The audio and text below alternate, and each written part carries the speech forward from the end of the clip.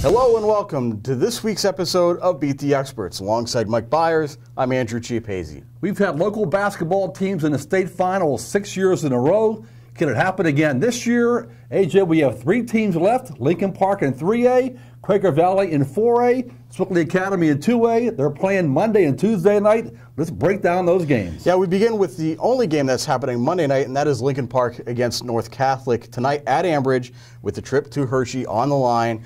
And this is a rematch, of course, of the WPIAA Class 3A championship game just a few weeks ago at the Peterson Event Center. North Catholic won that game 56-51.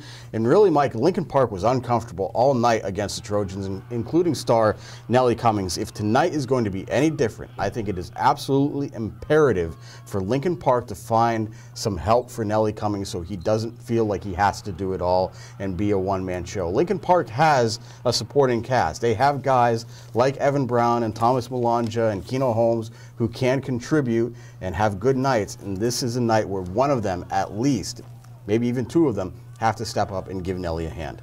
Well, you're right about that. They have to have great balance, and they did that in their game against Bushington on Saturday in the quarterfinals.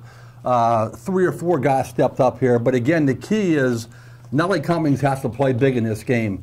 When they lost to North Catholic in the Whippeal Championship game, Nellie Cummings scored 18 points, but he was 4 of 23 from the field, including 3 of 15 from three-point range. For Lincoln Park to win tonight, that can't happen. You're absolutely right. We'll see what happens in round 2 of Lincoln Park versus North Catholic. On Tuesday night, Quaker Valley will try and make it to the state championship game for the first time since 1999. That's their only previous trip to the state championship, and they're going to have to beat Strong Vincent in the Class 4A semifinal in order to get there. Strong Vincent, Mike, I saw them Thursday night against Beaver Falls. This is a very good basketball team.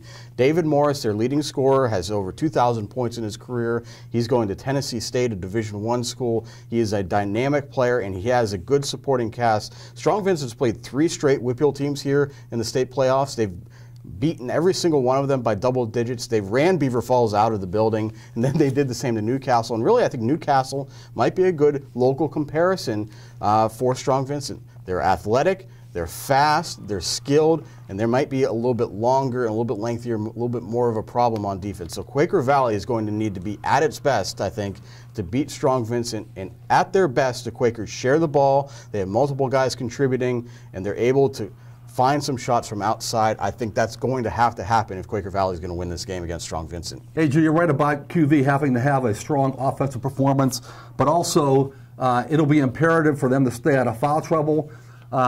I know that Strong Vincent blew out Beaver Falls, blew out Newcastle, but in the Beaver Falls game, Josh Creech got tagged for a technical foul before the game started, threw his game out of whack. He had a terrible game in that game. And also, when Strong Vincent beat Newcastle, 3 Newcastle starters were in foul trouble, had 3 fouls before halftime.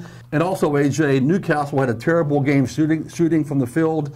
They entered that game shooting 45% from three-point range during the playoffs. In that game, they were only 3 of 15.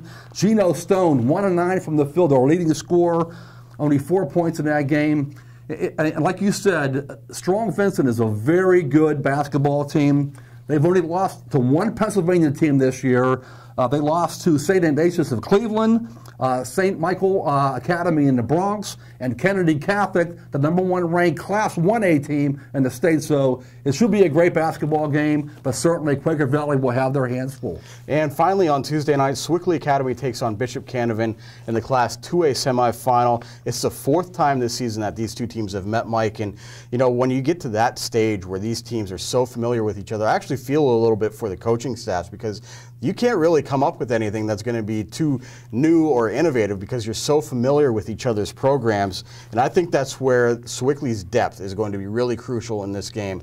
In their loss to Bishop Canevin earlier this year, they had just 2 players in double figures. When Sewickley beat Bishop Canevin in 2 other games this year, they had 4 or 5 guys in double figures scoring. So I think that's going to be the key. We've talked about it for all of these games, but I think it's really crucial for Sewickley to have some balanced scoring, multiple guys scoring in double figures so that Bishop Canevin's defense, which is pretty solid, can't key on just 1 or 2 guys that are having a good night. You know what, AJ? Sewickley Academy, I've seen them play 3 or 4 times this year. Every time I've seen them play, they seem to get better and better and better. They're on a mission. Coach Win Palmer gave this team a hard non-section schedule early in the year. It's made them a better basketball team. They're blowing out teams in the playoffs. Each of their 6 wins so far in the Whipping State playoffs, double-digit wins.